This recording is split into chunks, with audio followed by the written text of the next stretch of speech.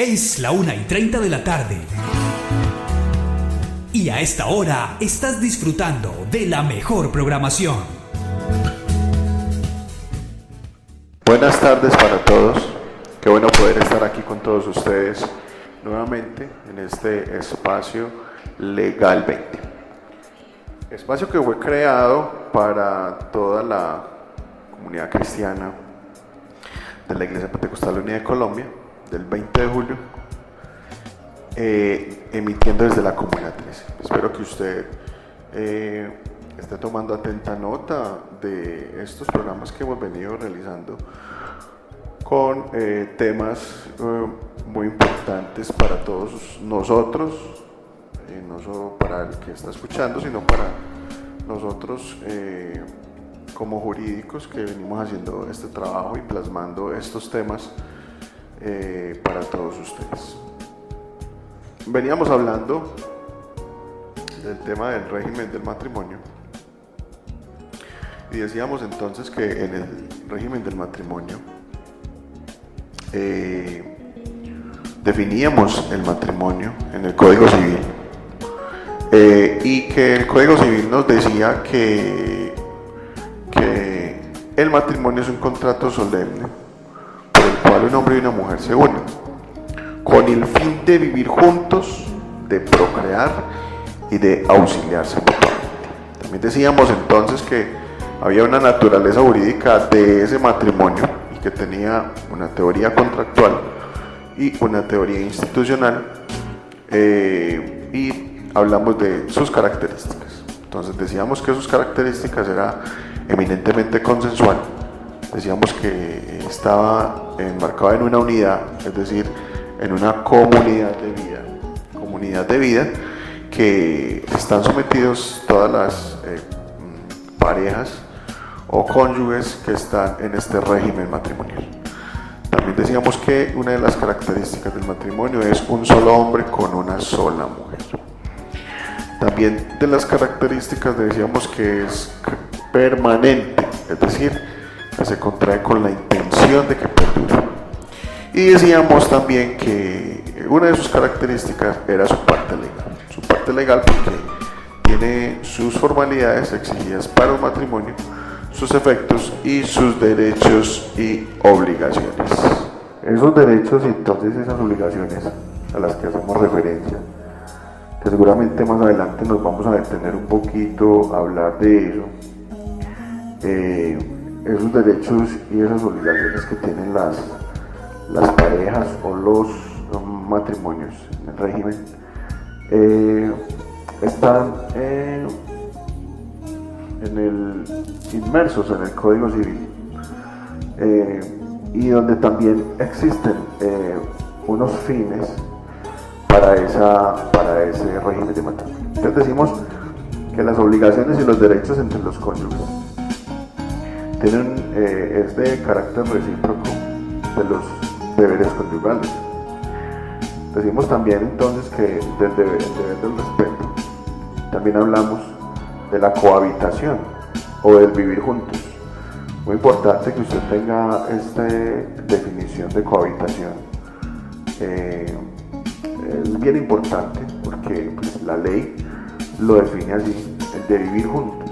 No es que usted se casó y está viviendo uno de la mamá o de la suegra y cada quien por su lado y existe el matrimonio. Esa no es la finalidad del matrimonio. El artículo 178 del artículo del Código Civil nos trae esa parte y permítame yo le hago esa lectura porque me parece importante que todos sepamos a la luz del Código Civil, a la luz de la ley, qué es lo que nos dice ese artículo. Entonces dice el artículo 178, salvo causa justificada, los cónyuges tienen la obligación de vivir juntos y cada uno de ellos tiene el derecho a ser recibido en la casa del otro. Muy importante, sobre todo porque lo que venimos hablando del régimen del matrimonio es un derecho y es una obligación de los cónyuges la cohabitación o el vivir juntos. Artículo 178. Es obligación y es un derecho de los cónyuges también la fidelidad, claro, la fidelidad, muy importante.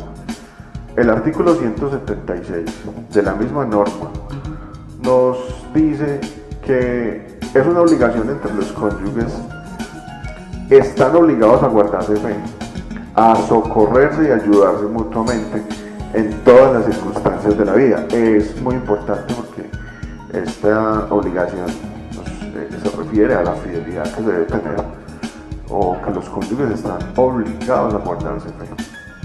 Eso es bien importante, y el artículo 176 del Código Civil nos trae esta connotación y la resalta para tener en cuenta.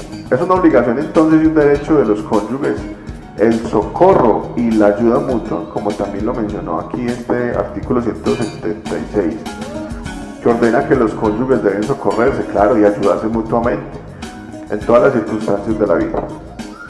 También el artículo 179, hablando de la ayuda mutua, nos dice que el marido y la mujer fijarán la residencia, y en caso de ausencia, de incapacidad o privación de la libertad de uno de ellos, la fijará el otro. Si hubiera desacuerdo, corresponderá al juez fijar la residencia teniendo en cuenta los intereses de la familia. Entonces, dice ese artículo y dispone ese artículo que los cónyuges deben subvenir a las ordinarias necesidades domésticas, claro, a establecer cuál va a ser su domicilio en proporción a sus facultades. Esas obligaciones y esos derechos de los cónyuges también es el débito conyugal. Ahora surgen unas preguntas a raíz de estos derechos y estas obligaciones y deberes de los cónyuges entonces, y son las siguientes. Entonces, si dos extranjeros se casan en el exterior y luego se domicilian en Colombia, ¿produce ese matrimonio efectos en Colombia? Entonces la respuesta sería claro, sí. A la luz del artículo 67 del decreto 60 del 1970, ese vínculo no se inscribe en el registro civil, pero de allí no se exige que el vínculo no lo deba reconocer el Estado colombiano. La falta de ese registro incide en la forma de mostrar el matrimonio, pero no en su existencia ni en sus efectos. Entonces, ¿es válido el matrimonio contraído por colombianos en el exterior? Hombre, de conformidad con el artículo 19 del Código Civil, los nacionales domiciliados o residentes en el extranjero permanecen sujetos a las normas civiles colombianas en asuntos de familia que vayan a tener efectos en Colombia. ¿Puede entonces el matrimonio civil contraerse ante cónsul colombiano? Los cónsules colombianos, mis oyentes, tienen funciones notariales, o sea que sí pueden contraer matrimonio entre un cónsul colombiano y por lo tanto tienen competencia para celebrar matrimonios a los nacionales. Ahora vamos a entrar en el tema de las nulidades del matrimonio y vamos a definir las nulidades y entendamos la nulidad de un matrimonio como una sanción de ineficacia que, reconociendo la existencia estructural del matrimonio, la priva. Es decir, no surge el matrimonio a la vida jurídica porque le faltan requisitos, porque está llena de vicios, etc. Pero previa a una declaración judicial de estos efectos para mediar vicios en alguno de los presupuestos esenciales o por faltar condiciones pues a la validez del matrimonio. Es claro entonces que mientras que la nulidad no sea declarada judicialmente, claro está, su validez se presume y el matrimonio produce efectos civiles. Hablaremos pues de los tiempos que tiene cualquier persona para poder ejercer una nulidad de un matrimonio que no tenga los requisitos establecidos o contemplados en la ley para que nazca la vida jurídica. Entonces hablamos de unas nulidades que son insubsanables. Las nulidades tienen una clasificación y entre ellas decimos que no se pueden subsanar, y entre esa clasificación está el vínculo matrimonial anterior vigente, es decir, que si usted va a contraer nupcias por segunda vez y usted no tramitó, no liquidó, no disolvió el matrimonio anterior no puede volver a casarse hasta que no haga el trámite respectivo de la liquidación de la sociedad anterior. Es muy importante. Otra de las clasificaciones que son insubsanables es respecto del parentesco en grado prohibido. Muy importante, porque el Código Civil, y quiero aquí hacer esta anotación y voy a leerles lo que dice el Código Civil respecto a estas nulidades que trae plasmadas el Código Civil. Entonces, en el artículo 140 del Código Civil trae varios numerales, y entre ellos habla pues de las causalidades del matrimonio. Y el artículo 140 dice: el matrimonio es nulo y sin efecto en los siguientes casos, y estamos hablando de las nulidades que son insubsanables. Y en estas causales del artículo 140 hablamos de el parentesco en grado prohibido, es decir, las causales 9, 10 y 11, donde nos dice en su artículo 140, numeral 9, dice que los contrayentes están en la misma línea de ascendientes y descendientes o son hermanos. Y en numeral 11 dice cuando se ha contraído entre el padre, yo creo que esto ya lo hablamos en el programa anterior, entre el padre adoptante y la hija adoptiva, o el hijo adoptivo y la madre adoptante, o la mujer que fue esposa del adoptante. Entonces es muy importante tener en cuenta estos artículos porque mucha gente seguramente no lo sabe, y es que seguramente quiere casarse por ahí o hacer este tipo de cosas, pero la ley lo prohíbe, y la ley es tajante en eso, y eso no tiene ninguna, no se puede subsanar, es insubsanable, es imposible que la ley permita, digamos, hacer este tipo de matrimonios. Dentro de esas nulidades hablamos del tema del conjugicidio. Ese conjugicidio está en el numeral 8 del artículo 140, es cuando uno de los contrayentes ha matado o ha hecho matar al cónyuge quien está unido en matrimonio anterior. Entonces, si una persona ha incurrido en un delito de homicidio de su esposa anterior para poderse casar, pues claro está que no podría contraer nupcias por este numeral, o no podría ser subsanado entonces este matrimonio.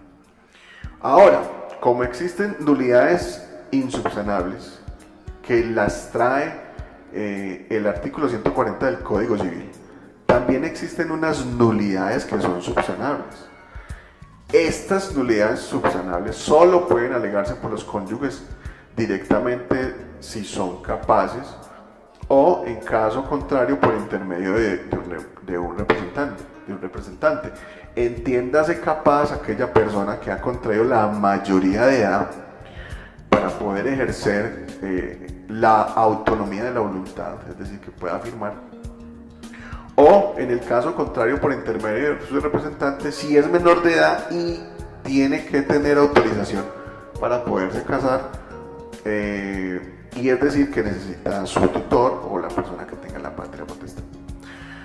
En esas nulidades subsanables tampoco digamos que se pueden sanear si el legitimado en la causa para demandar su declaración renuncia a ejercer la acción, o por el transcurso del tiempo digamos que el matrimonio nadie fue o se dio cuenta de que faltaba un requisito legal, o que la persona era menor de edad y digamos que en el tiempo convivieron y no se casó,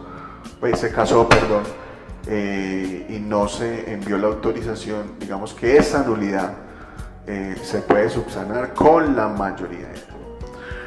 Entonces, estas nulidades subsanables están establecidas en defensa del interés del interés privado de los cónyuges. Estas nulidades son muy importantes porque estas, digamos que con el tiempo o al transcurso del tiempo pueden irse subsanando. Vamos entonces esta tarde a escuchar un poquito de música Y volvemos a hablar de los vicios, en el matrimonio, la incapacidad de los contrayentes, y vamos a hablar de la nulidad por incompetencia de un juez o de un notario.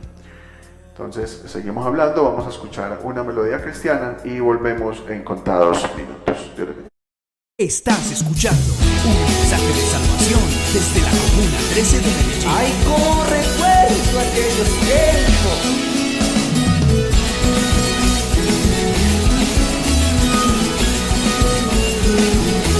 Llegaron los aleluyas y esta fiesta se prendió.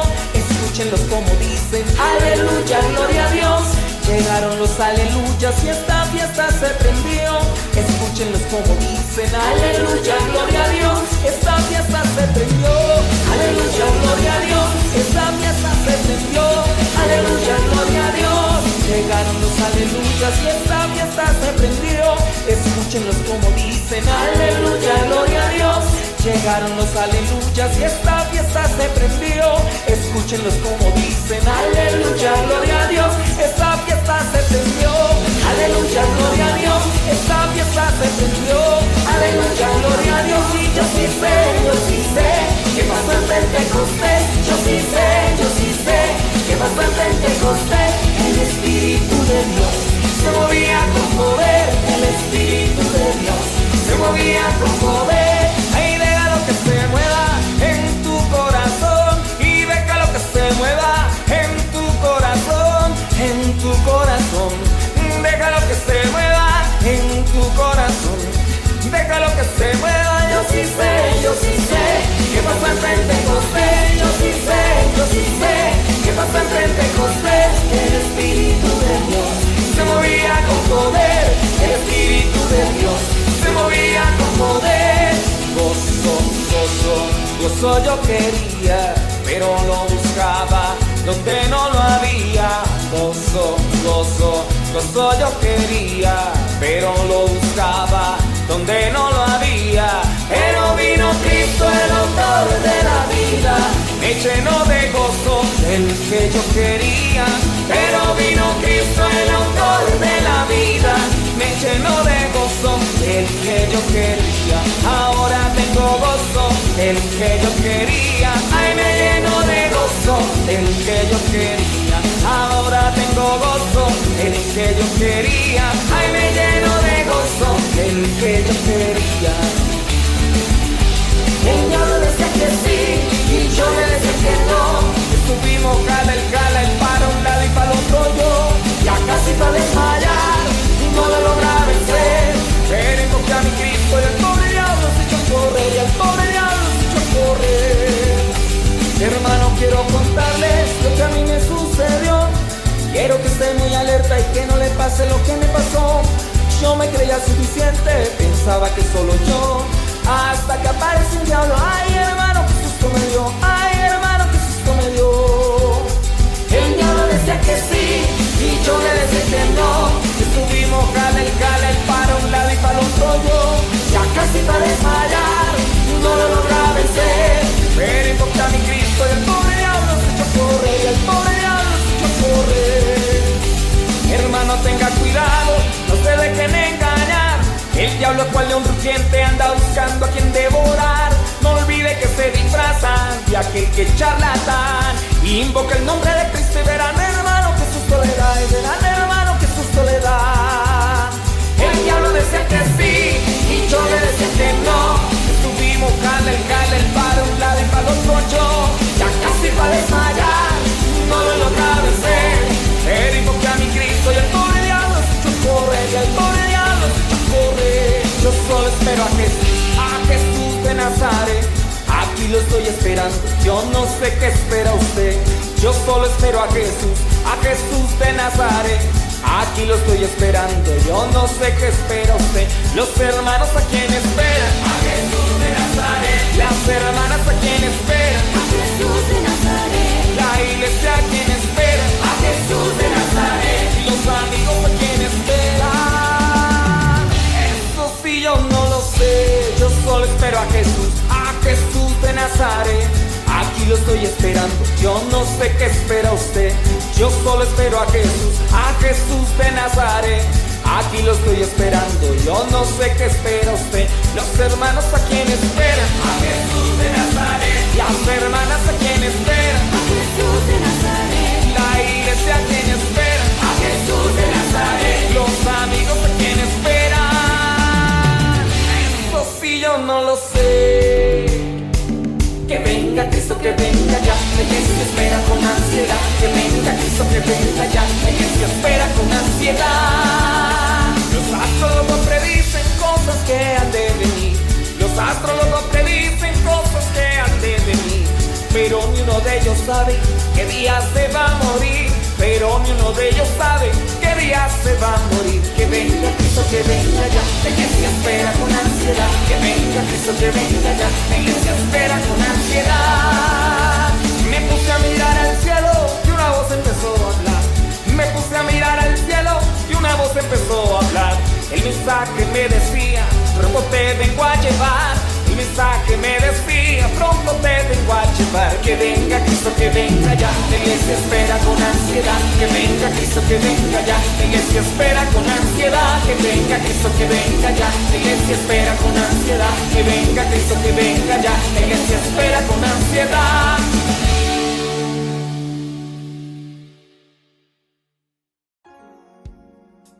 Muy bien, entonces decimos que en el tema del matrimonio, o en ese régimen del matrimonio que venimos hablando, existen también unos vicios que están contemplados también en ese mismo artículo 140 del Código Civil, que vamos a hablar un poquito de esos vicios que tiene el matrimonio.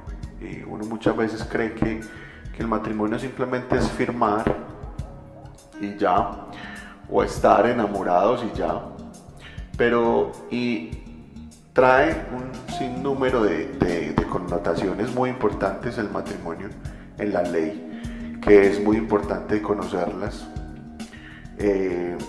para que usted tenga una visión de lo que es toda esta normatividad del matrimonio. Entonces decimos que el matrimonio tiene unos vicios en el consentimiento.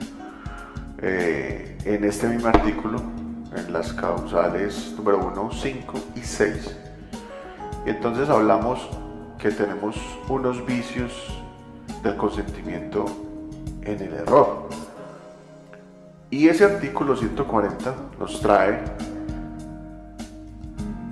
en numeral 1 y dice: cuando ha habido error acerca de las personas, de ambos contrayentes o de uno de ellos. ¿Qué quiere decir esto? Quiere decir que este error puede ser en la identidad física del contrayente. Ejemplo, un ciego, la persona que no ve, no sabe quién es la persona con la que se piensa casar. Esa es un vicio del consentimiento, es un error. Es un error en la identidad física de un contrayente que va a casarse. ¿En qué puede también haber error? Puede haber error en la identidad de un contrayente. Y el ejemplo claro es en un colombiano que se proyecta a casarse con una persona o con un extranjero, con una venezolana, pero viaja otra mujer y se celebra el matrimonio. Es un error en la identidad de la persona o en la identidad del contrayente o de uno de ellos acerca de las personas, como dice pues el artículo 140. Ahora, también este vicio en el error es sobre las cualidades esenciales de la persona o de los contrayentes. Y esto es, digamos, como un poquito más, va más allá de la norma o de la doctrina jurisprudencial, y esto es como apartes ya de los doctrinantes, que se divide pues como este concepto o esta definición, y se corresponde al derecho, que considera que la persona no solo desde el punto de vista material, sino también desde sus cualidades, claro, desde sus cualidades como físicas, claro, físicas, intelectuales y morales. Y digamos que debe tener unas características ese error sobre las cualidades de la esencia de la persona. Pero de todas maneras ha de ser un error muy grave o un error muy determinante, de suerte que si hubiera conocido la situación, el otro cónyuge se hubiera abstenido de celebrarlo y se hubiera dado con antelación o concomitante a la celebración del matrimonio, pues no se celebraría. También existe en estos vicios del consentimiento la fuerza. Entonces la fuerza nos dice que es un error, que es una nulidad. Y en su numeral 5 dice: cuando sea contraído por fuerza o miedo que sean suficientes para obligar a alguno o a obrar sin libertad, bien sea que la fuerza se cause por el que quiere contraer matrimonio o por otra persona. La fuerza o miedo no será causa de nulidad del matrimonio si después de disipada la fuerza se ratifica el matrimonio con palabras expresas o por la sola cohabitación de los consortes. ¿Los consortes quiénes son? Las personas que están, o los cónyuges que están en el matrimonio. Entonces decimos que esta fuerza puede ser física o psicológica, claro, porque para que sea física o psicológica, para ahí se constituiría ese vicio del consentimiento. Es decir, que tal naturaleza que sea capaz de obligar al otro a exteriorizar su voluntad sin la libertad que es de su esencia. Esta fuerza nos lleva entonces a un artículo que es el artículo 145 del Código Civil, y es que admite saneamiento expreso, como ya lo dice, disipada con la fuerza, que se ratifica el consentimiento cuando esto subsiste la cohabitación. Y es muy importante este tiempo que dice el artículo 145, durante 3 meses sin demandar la nulidad. Vamos a leer un poquito aquí, voy a leer este artículo que me parece muy importante, que lo leamos, artículo 145, nulidad por ausencia de libertad del consentimiento.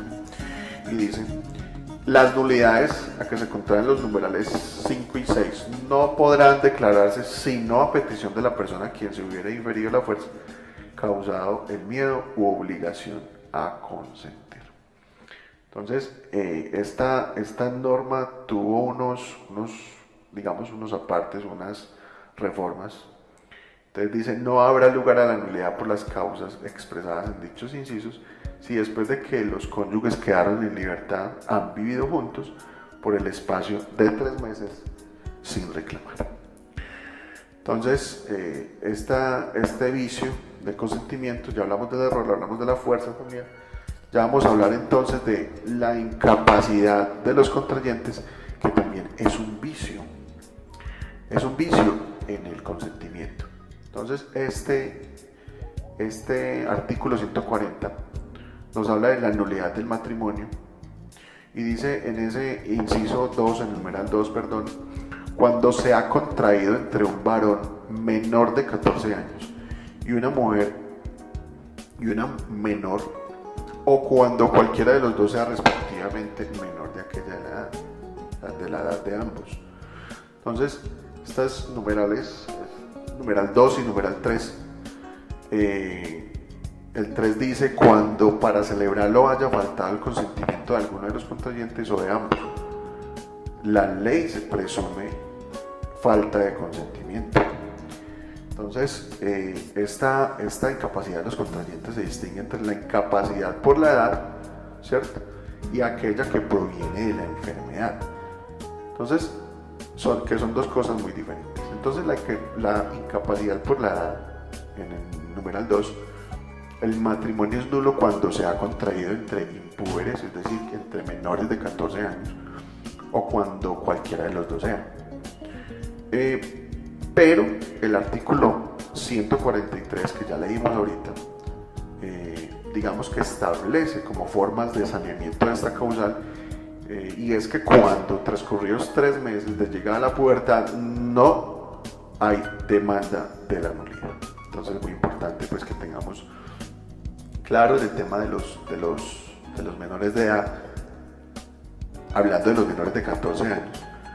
que tienen que ser con permiso. Si no lo tienen y llegan a la pubertad, se transcurrió 3 meses y no hay demanda de nulidad, pues entonces digamos que se sanea ese vicio en el consentimiento. Entonces hablamos de la nulidad por incompetencia del juez o el notario. Claro, el juez competente es un juez civil o promiscuo municipal de vecino de cualquiera de los contrayentes a prevención, pero dicha nulidad solo puede ser alegada por los cónyuges y se subsanaría transcurridos 3 meses, igual después de celebrado el matrimonio. Entonces, el régimen de nulidades en el matrimonio es el mismo establecido en materia de obligaciones. Entonces tendríamos que decir que el régimen de nulidades nupciales, aunque el contrato del matrimonio sea uno de los más importantes o el de mayor de todos, no es lo mismo el régimen que la ley ha elegido para los demás contratos, porque la teoría de las nulidades matrimoniales tiene estructura típica y peculiar que por tanto se diferencia claramente que la organización general de las nulidades es una estructura sui generis. Entonces es muy importante tener este comentario en cuenta, porque eso nos abre un poquito el panorama a este régimen del matrimonio, pero sobre todo en las nulidades del matrimonio que existen en la ley. Entonces ya entraríamos en un tema esta tarde, y es hablar sobre la disolución del matrimonio. Entonces, la disolución del matrimonio, ¿cómo puede ser la disolución del matrimonio? El artículo 152 del Código Civil dice: el matrimonio civil se disuelve por la muerte real o presunta de uno de los cónyuges o por divorcio judicialmente decretado. Los efectos civiles de todo matrimonio religioso cesarán por divorcio decretado por el juez de familia o el promiscuo de familia. En materia del vínculo de los matrimonios religiosos regirán los cánones y normas del correspondiente ordenamiento religioso. Y aquí es muy importante que ya vamos a ir entrando en un tema que es el tema del divorcio, en términos jurídicos, ¿cierto? Que hoy seguramente vamos a dejar mencionados, sobre todo cuáles son las causales del divorcio en la ley. ¿Cuáles son esas causales? Es muy importante que ustedes lo tengan presente, cuáles son las causales del matrimonio. Entonces, decimos que la disolución del matrimonio establece que el matrimonio civil se disuelve por la muerte real o presunta de uno de los cónyuges o por divorcio judicialmente decretado. Tendrá entonces que sumarse como causal de disolución la nulidad decretada por el juez, que ya lo dijimos anteriormente, sobre todo en las nulidades del matrimonio, cuáles pueden ser esas nulidades del matrimonio. Entonces, en todo matrimonio que ha durado más de una semana existen motivos para el divorcio, claro que sí. Y la clave consiste en encontrar siempre motivos para ese matrimonio. Entonces, hoy podemos mencionar esas causales que trae el Código Civil, de cuáles son esas causales del divorcio en Colombia, y cuáles están contempladas, y seguramente mencionaríamos el comité eclesiástico de nuestra iglesia, cuáles son también algunas causales que el comité eclesiástico está, digámoslo así, autorizando por nuestra iglesia. Entonces, el artículo 154 del Código Civil trae todas las causas que nos conlleva, digamos, a el divorcio, a la separación de cuerpos, a sus causas y sus efectos, para que usted lo tenga en cuenta. Pero entonces esas causales del matrimonio las veremos enseguidita, que vamos a escuchar esta canción bien especial que nos traen esta tarde nuestros músicos de la Iglesia Pentecostal. Estás escuchando. Muy bien, levántate. Esto es una canción interpretada por unos chicos de nuestra iglesia, Alex Mesino. Si usted quiere buscar ahí al hermano Alex Mesino, es un músico de nuestra congregación. Muy bien, entonces decíamos que nuestro régimen de matrimonio, y venimos hablando pues de todo este régimen extenso del matrimonio. Hablábamos de sus derechos, sus obligaciones, hablábamos de los efectos del matrimonio, hablábamos de los vicios del consentimiento del matrimonio, y también hablamos de la disolución del matrimonio, lo que decía el artículo 152, cómo se disolvía el matrimonio. Y decíamos que entonces se disolvía por la muerte real o presunta de uno de los cónyuges o por divorcio judicialmente decretado. Entonces a eso nos llevaba que mencionaríamos las causales del divorcio, que están mencionadas en el artículo 154 del Código Civil, y establece explícitamente el artículo 154, y ese es su numeral 1. Son causas del divorcio las relaciones sexuales extramatrimoniales de uno de los cónyuges. Entonces uno aquí tendría que quedarse, digamos, como que hablando sobre cada una de ellas, o de algunos de los problemas jurídicos que pueden suscitar estas causales. Y este artículo 154 numera las causales del divorcio. Y esta primera causal alude a las relaciones sexuales, a las matrimoniales, de modo que, de conformidad con dicha disposición, desde el momento en que cualquiera de los cónyuges tiene relaciones íntimas con otro, que no sea su marido, que no sea su esposo, aunque sean meramente circunstanciales, viola el deber de fidelidad. Claro, porque esa es la esencia del matrimonio. Y por ese solo hecho se justifica el ejercicio de la acción correspondiente. ¿Cuál la acción correspondiente? La que venimos hablando, de causal de divorcio. Entonces, esta esencia del matrimonio, que es la fidelidad, y esta es una de las causales, la jurisprudencia lo tiene definido así, que no es el otro que consagrar un dispositivo legal ordenado, y es a sancionar de igual forma digamos que la reprochable conducta de la infidelidad de uno de los cónyuges, y es el motivo por el cual un solo acto de adulterio de la mujer o del varón configuraría la causal. Hombre, ¿cuál causal? La que ya acabamos de leer: relaciones sexuales extramatrimoniales de uno de los cónyuges. Entonces, la configuración de la causal de las relaciones sexuales exige que sean actos acabados. Entonces tenemos que decir que en cuanto a las relaciones sexuales es pertinente aclarar la imposibilidad de afirmar que únicamente son constitutivos de ella, y se ostentan tal naturaleza los actos acabados, y hablamos de los actos acabados, cualquier tipo de acto sexual, y que en la mayoría de las veces se imposibilite o de difícil demostración, que no se puede decir si fue o no fue una relación extramatrimonial, sino también todo comportamiento, muy importante que usted tenga en cuenta esto, todo comportamiento erótico realizado por fuera del ordenamiento matrimonial. Hombre, es que me mandó una foto, es que me mandó, solo fue un besito. La ley, digamos que en eso es muy tajante a la hora de configurar esta causal, porque digamos que estamos hablando de una causal extramatrimonial.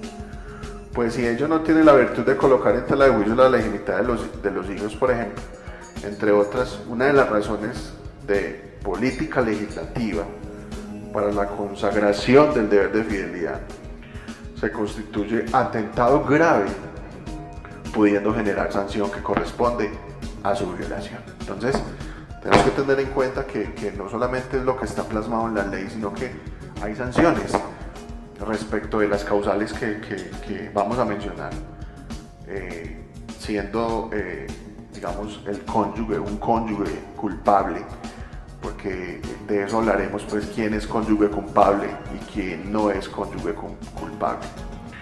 Entonces tendríamos que entrar a hablar un poquito de qué es entonces infidelidad material y qué es infidelidad moral. Y en síntesis tendríamos que decir que valdrá siempre distinguir con cuidado las dos maneras en que la infidelidad en materia matrimonial puede presentarse. Y es que la primera, la llamada infidelidad material, equivale al adulterio, que queda configurada al mediar relaciones sexuales extraconyugales de cualquiera de los esposos, probados fehacientemente, ¿cierto? Muy importante, probados, que yo lo vi salir y aquí están los videos y aquí están las fotos y mire, aquí lo pillé mi hermano o mi hermana, ¿cierto? Esto es por parte y parte, esto no solamente son los hombres, también las mujeres les cae pues las causales. Y su régimen en cuanto a causa legal determinante del derecho de demandar la separación de cuerpos, que se encuentra previsto en el numeral 1 del artículo 154. Entonces, por el contrario, la infidelidad moral es constitutiva de agravios.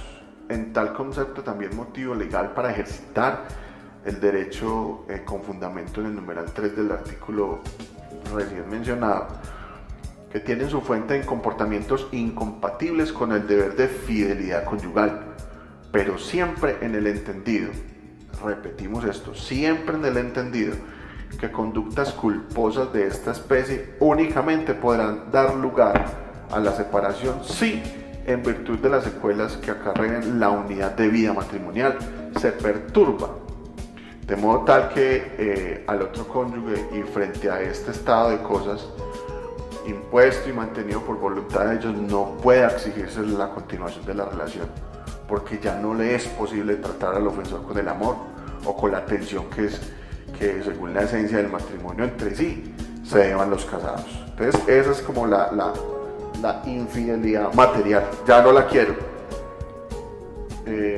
Digamos que esa puede ser una infidelidad moral, para que lo tengamos pues como en cuenta.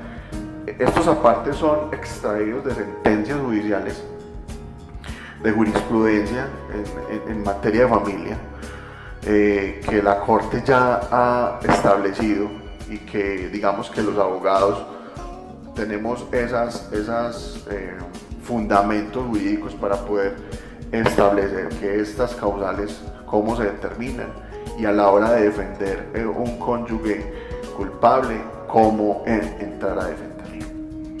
Entonces, esos deberes conyugales se pueden o se transgreden con el abandono de hogar. Hombre, uno podría decir que con la celebración del matrimonio, como se sabe, nacen para los contrayentes una serie de obligaciones recíprocas, claro, que se sintetizan con la digamos, con los deberes o con la cohabitación o con el digámoslo así, con el compromiso de vivir juntos bajo un mismo techo, que implica el don de sus cuerpos, el socorro, la ayuda, la fidelidad. Entonces, por lo anterior, cuando un cónyuge abandona al otro, se rompen esos deberes de cohabitación, se rompe ese deber de socorro, se rompe ese deber de ayuda. Incumplimiento que sí es grave y justificado. Es muy importante que usted me escuche este tema de abandono de hogar, porque es uno de los ítems, por decirlo así, o una de las causales. No la hemos mencionado, solo estoy hablando como de ese abandono de hogar, que a veces se tienen dificultades a la hora de entenderlo, ¿cierto? Y digamos que ese grave y justificado da pie al cónyuge inocente para demandar la separación de cuerpos. Entonces aquí estaríamos hablando ya no de la causal 1, sino que nos tocaría ir a hablar de la causal 2, que trae el artículo 154. ¿Por qué? Porque digamos que la ley trae las causas y ese artículo 154, su numeral 2 dice: el grave e injustificado incumplimiento por parte de alguno de los cónyuges de los deberes que la ley le impone como tales y como padres. Hombre, ¿cuál es ese grave e injustificado incumplimiento por parte de alguno de los cónyuges? El abandono de hogar. Ese abandono de hogar es un incumplimiento de los deberes del marido o del padre, o de la esposa o de la madre. Es decir, que está involucrando o comprende todos los comportamientos omisivos de los casados en relación a esos deberes de cohabitación, de socorro y ayuda. Entonces es muy importante que tengamos eso muy claro a la hora de vuelvo y repito, que es bueno que todos tengamos esto muy claro a la hora de uno tomar la decisión de casarse. ¿A qué está conllevando usted tomar esa decisión? Y si usted ya tomó la decisión, lleva mucho tiempo casado, es bueno también que sepa en qué régimen usted está sometido. Entonces decimos que en ese régimen, para que usted me entienda bien, el régimen del matrimonio, y hablando de esta causal 2, que ya iniciamos con la 2, cabría entonces una pregunta que mucha gente nos ha hecho. Entonces, decir, el incumplimiento de los deberes conyugales se configura por el abandono del hogar si este es consentido por el cónyuge. Entonces tendríamos que decir que entre las obligaciones fundamentales de los esposos se halla el deber de vivir juntos, a la que corresponde el derecho, claro, correlativo, a la que cada cónyuge tiene que ser recibido en la casa del otro, como ya lo leímos en el artículo 178, y permítame leerle el artículo 178. Me parece importante que usted conozca estos artículos, porque a veces uno simplemente dice los artículos y pues a veces se quedan ahí en el aire, pero es importante que usted conozca qué dice cada artículo. Entonces dice que, y ya lo habíamos leído en el tema de la cohabitación, entonces decíamos que salvo causa justificada los cónyuges tienen. Es que es muy importante cuando dice tienen, lastimosamente ahí no dice pues que no está en mayúscula, pero dice la ley, tienen la obligación de vivir juntos y cada uno de ellos tiene derecho a ser recibido en la casa del otro. Entonces es muy importante que tengamos en cuenta esto para hablar de esta causal 2, que vuelvo y les leo. Voy a ser muy insistente en estas causales, en las causales del artículo 154, que esa causal la acabamos de leer, que nos dice entonces esa causal, el grave e injustificado incumplimiento por parte de alguno de los cónyuges de los deberes que la ley le impone como tales y como padres. Estamos hablando entonces que el abandono de hogar se podría configurar en esta causal número 2, ¿cierto? Entonces la pregunta es que el incumplimiento de los deberes conyugales se configura por el abandono del hogar si este es consentido por el cónyuge. Decimos que sí, porque es que el matrimonio es una comunidad de vida y que es uno de los elementos primordiales de la razón de ser del matrimonio. Comunidad de vida. Entonces, por ende, su preservación importa al orden público, claro, porque los cónyuges no pueden renunciar a no realizarla. Es decir, que la obligación de vivir juntos emerge desde el día que los esposos contraen vínculo conyugal. No puede ser ni desconocida, de modo unilateral, que uno sí que el otro no por alguno de ellos, ¿cierto? No podría, ni tampoco por una decisión bilateral o de común acuerdo. Ahora, salvo que en el primer caso, digamos que legalmente justifique ese proceder. ¿Cuál primer caso? El abandono de hogar, que sea consentido por el cónyuge. Pero tampoco no puede entonces ser causa justificada de que el esposo no viva junto con su cónyuge y sus hijos, el que se haya puesto de acuerdo con esa para ausentarse del hogar, porque pactos de tal naturaleza resultan contrarios al orden público matrimonial, y la conducta que ellos deviene hace incurso en la causa de separación de que trata el artículo 152 de este numeral 2, que ya lo habíamos hablado. Entonces, mis hermanos, yo creo que son 9 causas. yo me voy a extender un poco, no sé, el tiempo como se me está acabando, me va dando como susto dejar el tema mocho, pero vamos a dejarlo ahí, vamos a dejarlo esta tarde ahí, y en el próximo programa seguimos hablando de las otras causas que también son muy importantes para que usted las tenga en cuenta. Entonces, esta tarde vamos a dejar aquí en esta causal número 2 del artículo 154, y en los programas siguientes seguimos hablando de las causales del divorcio. Entraremos a hablar de la causal 3, 4, 5 para que usted sepa entonces cuáles son estas causales. Ha sido un placer, hermanos, haberlos tenido aquí a ustedes esta tarde en este espacio Legalmente. Siga conectado. Los hermanos del canal 61, si usted tiene alguna consulta, por favor háganosla saber. Ahí está siempre dispuesto el número para que usted haga sus consultas y todo lo que tenga que ver con el tema jurídico. Así que a todos los hermanos que nos acompañaron en esta tarde, que el Señor Jesús les bendiga, no se vaya a desconectar. Seguimos aquí siempre presentes en su emisora IPUC 20 de julio. Un mensaje de salvación desde la Comuna 13. Que el Señor Jesús les bendiga a todos.